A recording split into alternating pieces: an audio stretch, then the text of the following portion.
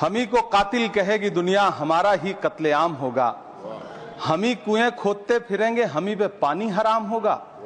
सभापति महोदय, सन 1947 में दिल्ली की जामा मस्जिद की तारीखी सीढ़ियों पर खड़े होकर के भारत रत्न मौलाना अबुल कलाम आजाद साहब ने कहा था कि मुसलमानों कहां जा रहे हो, यह है तुम्हारा मुल्क, यहां तुम्हारे आबाओ अजदाद की कब्रें हैं। उस वक्त मौलाना आजाद की ये सदाएं सुन करके लोगों ने अपने सरों की गठरियां उतार करके रख दी थी। आज उसी दिल्ली में मौजूद देश की संसद में एक बिल आया है जो हमसे उसी जामा मस्जिद की सीढ़ियों के सबूत मांगेगा। मैं माननीय प्रधानमंत्री जी अपनी सरकार की तरफ से कहना चाहता हूं कि उन्होंने एक इबादत के भाव से काम किया है, तो मैं कहना चाहता हूं इबादतों की तरह मैं ये काम करता हूं, अपने फर्ज को झुककर सलाम करता हूं, फिर भी आप खिलाफत कर रहे हैं तो तेरी मुखालफत से निखरती है शख्सियत मेरी। मैं सियासी दुश्मनों का भी बहुत एहतराम करता हूं। तो इस एहतराम के साथ मैं अब आगे का बयान शुरू करता हूं और मैं ये बताना चाहता हूं कि एक बड़ी सिंपल सी बात है जो अभी माननीय नड्डा जी ने भी कहा। दुनिया के तमाम मुस्लिम देश बता दिए, इस्लाम की धर्म स्थली सऊदी अरब, सबसे बड़ा मुस्लिम देश इंडोनेशिया, जहां खलीफत रही वहां टर्की, और यहां आईएसआईएस का इलाका, वहां इराक और सीरिया, वहां कहीं भी कुछ भी नहीं है ऐसा, फिर भी हमारे यहां क्यों है कैसा। तो मैं कहना चाहूंगा सभापति महोदय, एक हिंदी में कहावत होती है, नया मुल्ला प्याज ज्यादा खाता है,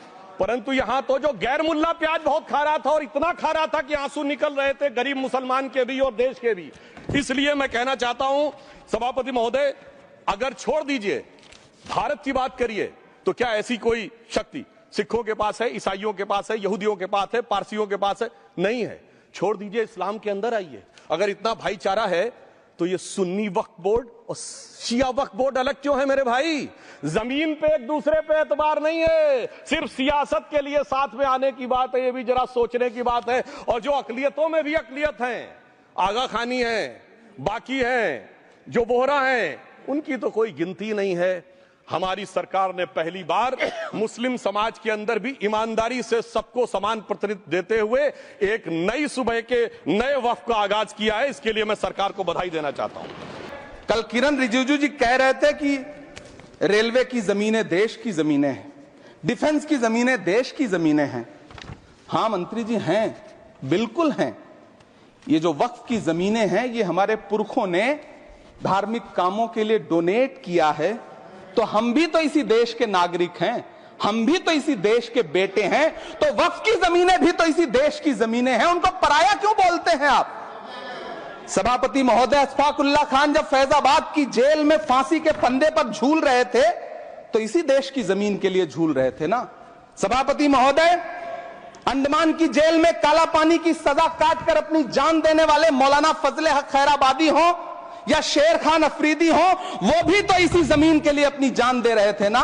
सभापति महोदय, पाकिस्तान के खिलाफ लड़ते हुए अपनी जान देने वाले महावीर चक्र विजेता ब्रिगेडियर उस्मान हो या पाकिस्तान के पैटर्न टैंक उड़ाने वाला परमवीर चक्र विजेता वीर अब्दुल हमीद हो, वो भी तो इसी जमीन के लिए अपनी जान दे रहा था ना। और मंत्री जी, मैं इस सदन में अलग ऐलान ये कहता हूं कि जब भी इस देश की जमीन को लहू की जरूरत होगी, आपसे 2 कदम आगे इमरान खड़ा मिलेगा। ये मैं आपसे यकीन दिलाते हुए कह रहा हूं।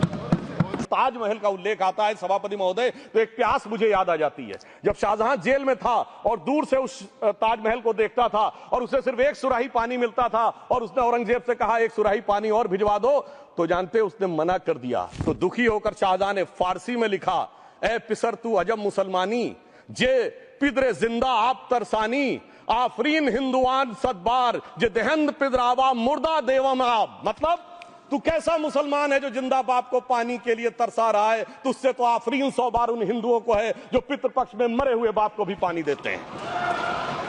और सभापति महोदय, मैं बताना चाहता हूं कि ये हमने ईमानदारी से मुस्लिम समाज के कल्याण के लिए बात की है, क्योंकि एक तरफ खड़ा हुआ है ईमानदार मुसलमान जो शराफत के साथ ईमान को गले से लगाए हुए हैं, और दूसरी तरफ कुछ चंद सरमाएदार हैं जो उस अमानत में खयानत करके शरारत के साथ उसके झंडावरदार बनना चाहते हैं। कल देश के माइनॉरिटी मिनिस्टर ने लोकसभा में खड़े होकर एक शेर सुनाया था कि मुझसे कोई बदगुमा न हो, तो मैं उन्हें एक शेर सुनाना चाहता हूं कि मैं आज जद पे हूं तो इतना खुशगुमान न हो। मैं आज जद पे हूं तो इतना खुशगुमान न हो। चिराग सबके बुझेंगे, हवा किसी की नहीं। नीतीश कुमार जी हो, चंद्रबाबू नायडू जी हो, चिराग पासवान जी हो, जयंत चौधरी जी हो, देवे गौड़ा जी हो, जीतन राम मांझी जी हो, सबको समझना पड़ेगा कि जब जंगल में आग लगती है तो न वो बरगद बचते हैं जो हवा को आंधी में तब्दील करते हैं, न वो बांस बचते हैं जो आपसी रगड़ से चिंगारी पैदा करते हैं। सभापति महोदय, जब देश को मनमोहन सिंह साहब जैसा काबिल प्रधानमंत्री मिलता है तो देश को आरटीआई जैसा एक्ट मिलता है, सेज जैसा एक्ट मिलता है, मनरेगा जैसा एक्ट मिलता है, लिबरलाइजेशन मिलता है, राइट टू एजुकेशन मिलता है, नेशनल फूड सिक्योरिटी एक्ट मिलता है। लेकिन जब देश को सौगातें मोदी मिलती है तो क्या मिलता है? सीए मिलता है, फॉर्म्स लॉ मिलता है, आर्टिकल 370 मिलता है, इलेक्टोरल बॉन्ड जैसा एक्ट मिलता है और वक्फ अमेंडमेंट एक्ट जैसे बिल देश को मिलते हैं। तमिलनाडु के तिरुपति मंदिर की बात आई, यमुनानगर में गुरुद्वारे की बात आई, केरल में क्रिश्चियन कम्युनिटी की जमीन की बात आई।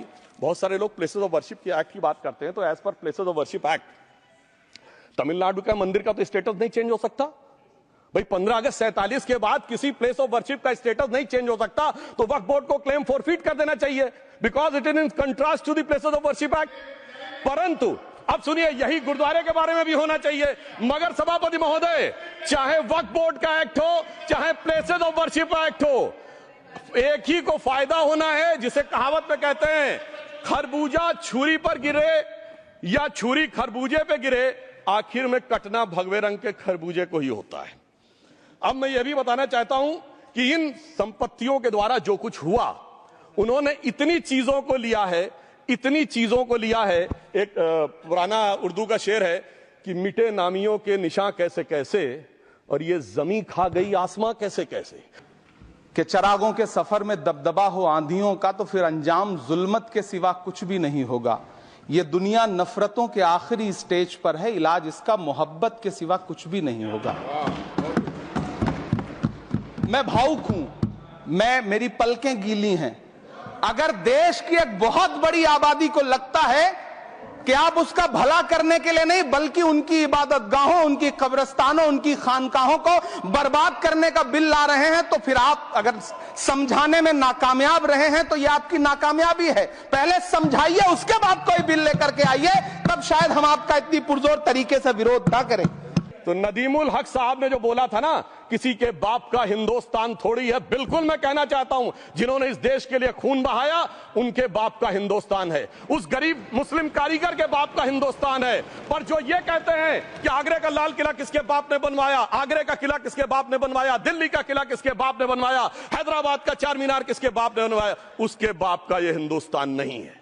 और उसके बाद भी जो आप करना चाहते हैं, अगर इस रास्ते में आप कांटे बिछाना चाहते हैं, तो उनके लिए एक लाइन कहना चाहता हूं सभापति महोदय, तेरी तमन्ना है पर हम खार न बोने देंगे। खार कांटों को कहते हैं। तेरी तमन्ना है पर हम खार न बोने देंगे, तुझे हम राह की दीवार न होने देंगे। तू सबको रौंद कर आगे जो निकलना चाहे, हम तेरी इतनी भी रफ्तार न होने देंगे।